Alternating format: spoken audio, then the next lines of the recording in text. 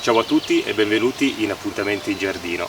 Oggi finalmente metterò un arco qua nel giardino, ne ho già alcuni messi per le rose, in cui le rose si arrampicano, sono veramente favolose, ma ne volevo mettere ancora uno in giardino, perché ho due aree che sono questa, che è l'ingresso per quello che riguarda questa parte del giardino, dove c'è praticamente un grosso prato in cui tagliamo l'erba, c'è poi ci sono le cisterne dell'acqua, c'è un po' di disordine laggiù con il compost fatto con i residui da portare, delle potature da portare in giardino, quelli che non vanno nelle compostiere perché magari all'interno hanno le potature delle rose.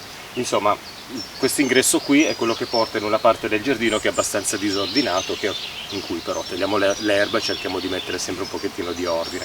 E poi c'è un'altra parte del giardino invece che è quella della palma, qui c'è una grande palma, in cui volevo mettere un arco come ingresso in quest'altra area del giardino, che è quello che ho riservato un po' per le piante perenni, che sono la nepeta, l'elicriso, ci sono degli iris, avevo fatto anche la piccola aiuola con il sauromatum, c'è della peroschia. Insomma, questa è una parte, c'è la yucca, alcune rose, e una parte del giardino dove anche veniamo a tagliare l'erba per tenere tutto in ordine, non ci sono grossi lavori da fare ad esempio, e ho messo poi in sequenza delle rose knockout ancora qui per fare un percorso, per proseguire qui sul sentiero con delle fioriture, e ho lasciato uno spazio libero per poter mettere un bellissimo arco con due piante rampicanti per fare un po' un ingresso in questa parte del giardino.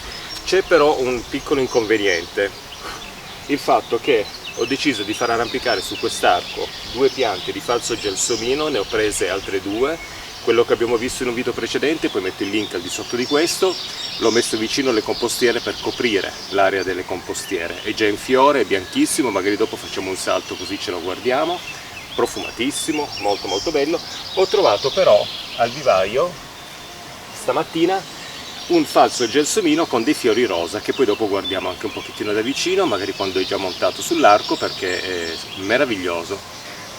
Qual è l'inconveniente che io ho notato? Il fatto che tutte le volte che arrivano delle grandissime piogge e c'è una grande abbondanza di acqua nel terreno, in questa zona si crea un'area molto umida, addirittura durante delle piogge particolarmente intense qui sarà formata addirittura anche una pozza d'acqua, che non mi è piaciuto assolutamente, perché vuol dire che in questa parte del terreno, visto che scende e qui diventa un po' in piano, c'è un accumulo di acqua prima di defluire sottoterra verso la parte che poi porta nel bosco e che comincia di nuovo a scendere. Il falso gelsomino è una pianta che non sopporta molto questa alta umidità del terreno e quindi potrebbe rappresentare un problema. Quindi qua credo che mi studierò poi come ingresso, in questa parte dell'aiuola, un qualcosa di diverso rispetto all'arco. Vediamo, magari posso aggiungere ancora qualche pianta per fare una sorta di sentierino, o addirittura togliere queste pietre qui e metterle un po' ad ingresso, in modo da dare proprio la sensazione che qui ci sia un ingresso in questa parte del giardino. Non so perché, ma a me piacciono gli ingressi. Stessa cosa anche qui, facendo l'arco toglierò magari questi pietroni, perché l'altra idea era quella di mettere appunto qui l'arco, e qui effettivamente il terreno è leggermente più asciutto, quindi secondo me è più indicato per la coltivazione del falso gelsomino. Ricordiamoci che è una pianta che non ama assolutamente i ristagni d'acqua nella terra. Essendo questa una zona molto più secca, diciamo, rispetto a questa, che ha un buon accumulo di umidità all'interno della terra, credo che l'arco lo metterò qui, così ci sarà questo ingresso verso quella zona che ho spiegato prima, in cui c'è un pochettino di disordine. Però un bell'arco qua ci sta, perché prende il sole del mattino, una leggera ombra dovuta dalle foglie che si stanno sviluppando nel grande banano qui nel mio giardino, e poi nel pomeriggio prenderà di nuovo una bella luce solare quando il sole poi comincerà a scendere dietro la collina. Quindi secondo me potrebbe essere anche molto bello, anche perché il falso gelsomino con questo rosa molto affascinante sarà in abbinamento con questa rosa che ho acquistato l'anno scorso, con dei fiori cangianti che hanno comunque sempre un po' di rosa, un po' di giallo, un po' di bianco, mescolato insieme, che è molto affascinante, e secondo me l'abbinamento è un po' in rosa, come se fosse appunto un arco in rosa qui nel giardino che porta in questa zona. Mi metto al lavoro per montare l'arco, così dopo guardiamo questo falso gelsomino con i colori bellissimi dei suoi fiori. Non starò a raccontare nuovamente come si fa l'impianto del falso gelsomino in terra, perché l'ho già descritto in un video precedente di cui metterò il link, quindi potete guardare quel video lì proprio per non fare un video molto lungo. Diciamo che adesso mi metterò al lavoro per costruire l'arco, perché richiederà un pochettino di impegno, un arco pagato pochissimo, semplicemente con un classico arco da giardino, quindi ci vorrà comunque del tempo per montarlo.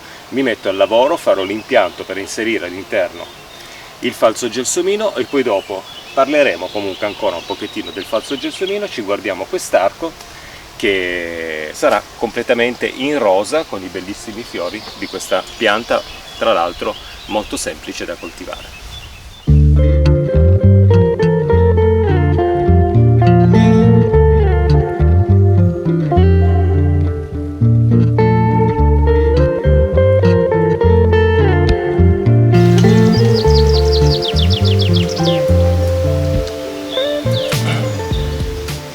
Quando monto gli archi in giardino io comincio sempre dalla sommità, perché ho notato che è molto difficoltoso partire dai 4 della base e poi costruirci sopra l'arco, perché tante volte si sbaglia poi la posizione esatta dell'arco. Quando invece noi facciamo già la sommità possiamo capire, appoggiandola, qual è la sua sistemazione ideale, se è un po' più in qua, se è un po' più in là. Comunque ci dà già un'idea dello spazio che andrà ad occupare l'arco, quindi in questo caso, e anche per capire poi dove saranno inseriti i quattro tubi della base. Quindi secondo me questo potrebbe essere la posizione ideale, anche se qui ho lo spazio per scavare per poter inserire il falso gelsomino vicino alla rosa. Qui ho un pochettino meno di spazio perché effettivamente qua ci sono delle piante che avevo messo quest'autunno che mi spiacerebbe disturbare. Il vaso del falso gelsomino non è particolarmente grande, quindi non devo fare una buca esagerata per poterli inserire nella terra, ma diciamo che mi sposto leggermente in qua. Così posso già lasciare una traccia di dove andranno inseriti poi i 4 tubi della base. Ok? E l'arco più o meno si troverà in questa posizione.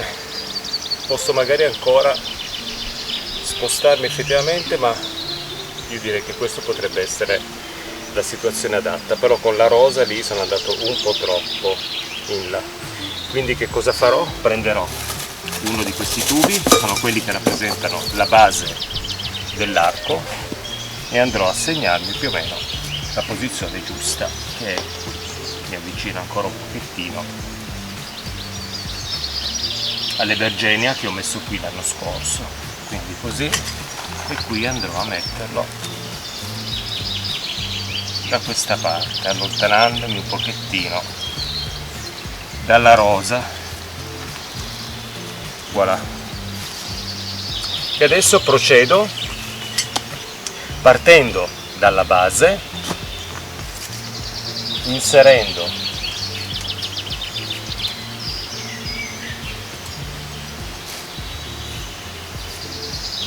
i 4 tubi della base per appoggiarci poi sopra l'arco e finire poi la sua costruzione.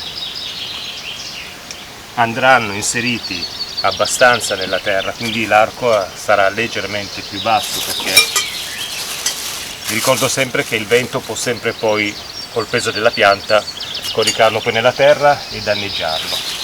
E allora in questo caso, vedete che qui è già sbagliato, vado giù in questa maniera e anche qua scaverò un po', lasciando il buco per inserire la vite sempre come da foglio di costruzione, quindi in questo caso la vite sarà inserita lateralmente. Stessa cosa per gli altri due che andranno qui e qui. È molto semplice capire quali sono i tubi della base perché non hanno più un foro per poter avvitare una vite, quindi qui sono completamente lisci. Questo è un arco che ho pagato veramente poco.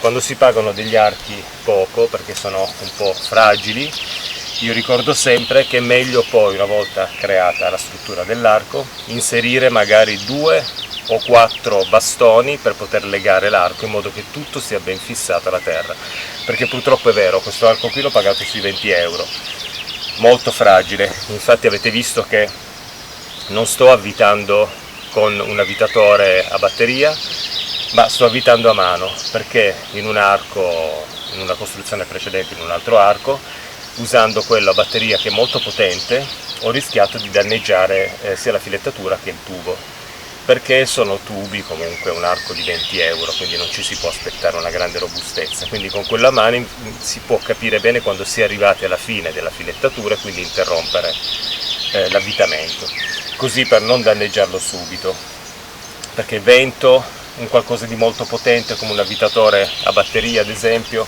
può danneggiarlo, come anche può danneggiarlo il fatto di inserirlo in maniera brusca all'interno delle sue sezioni man mano che si costruisce. Quindi sempre grande delicatezza, quella che userò adesso per completare la costruzione di questo arco che mi permetterà di entrare qui con il bellissimo colore rosa del falso gelsomino. Bene, l'arco è stato costruito, ho fatto ancora un passaggio per valutare se le viti sono state strette per bene, naturalmente come dicevo tutto a mano perché con quello a batteria si rischia poi di piegare addirittura la lamiera che in questi archi da 20 euro è veramente sottilissima. L'arco è stato messo nella terra, potete vedere che qui se ci faccio arrampicare un qualcosa il vento me lo distrugge, me lo butta per terra, me lo distrugge, me lo piega la base, insomma un disastro. Che cosa posso fare? Quando mettiamo un arco di questo tipo che non è molto robusto perché è costato veramente poco, che però è un bellissimo arco, cosa facciamo? Mettiamo 4 paletti o anche solo 2 robusti, non lo so, di bambù, o possiamo usare dei palettini piccolini di ferro, in modo da fermare fino a questa altezza più o meno l'arco, in modo che rimane ben fisso alla base e qua sopra può anche oscillare un pochettino, però l'importante è che sia ben fisso alla base, perché queste lamiere, questi tubi di questi archi che costano poco sono veramente fragili e non ci va niente a prenderlo con le mani e piegarlo, quindi ha bisogno di un rinforzo che parte dalla terra, ma questo poi lo farò dopo. Adesso quello che devo fare dopo la costruzione dell'arco naturalmente è raccogliere tutta la plastica che ho lasciato in giro, sistemarla all'interno del contenitore, poi dopo si farà la raccolta differenziata per eliminare questo materiale. Che cosa mi servirà adesso? Mi servirà una pala o qualcosa per fare il buco di impianto del falso gelsomino da una parte e dall'altra, poi andrò a inserirlo.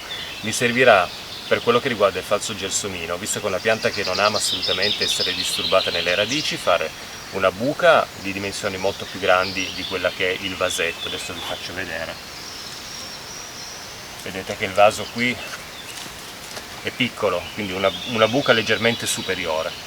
Andrà inserita nella buca anche del terriccio. Io uso per il falso gelsomino del terriccio acquistato, perché somiglia molto al terriccio in cui è stato coltivato. Visto che non ama essere disturbato, diamogli un terriccio che alla pianta stessa ricorda un po' quello del vaso, visto che deve cominciare a espandere le sue radici.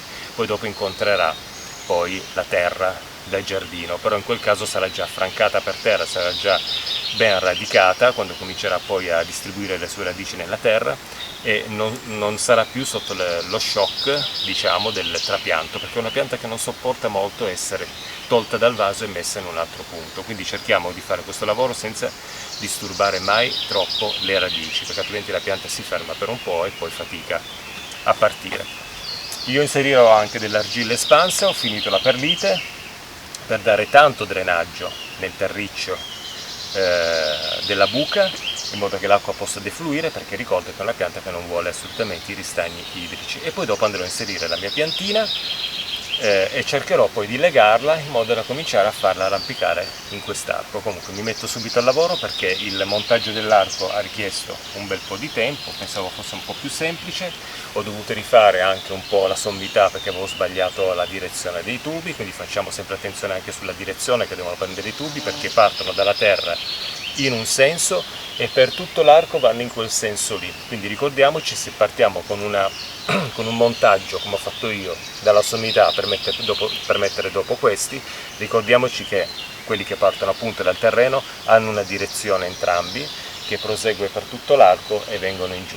Infatti quando dovevo montare poi la sommità mi sono trovato che non riuscivo a collegarmi, a incastrarmi perché c'era qualcosa che non quadrava, quindi molta attenzione. Niente, vado a scavare le buche del falso gelsomino e ci vediamo al lavoro fatto, così parliamo ancora un attimino, guardiamo un po' da vicino questi fiori e concludiamo poi il video.